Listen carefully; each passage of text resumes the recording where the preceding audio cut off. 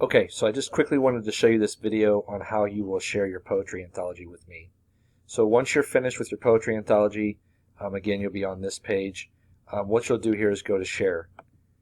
When you click on it, what you'll want to do is come down here to where it says share a link to. You'll want to make sure that it says share a link to edit.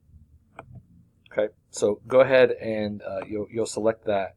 And then what you're going to be doing is two things. First of all, what you're going to be doing is going to the classroom stream and pasting your link here. And then the second thing that you will need to do is obviously then go to your Google Mail and send me the link. It's very important that you have your again the link so that it says link to edit. It gives you different options. Make sure it says to edit. That way I can make comments on your poetry anthology and give it back to you. So just wanted to show you that just real quick, very short video.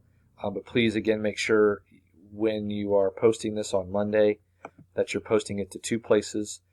First of all, you're posting it to the classroom stream, and secondly, you're sending it to me as an email. All right, thank you.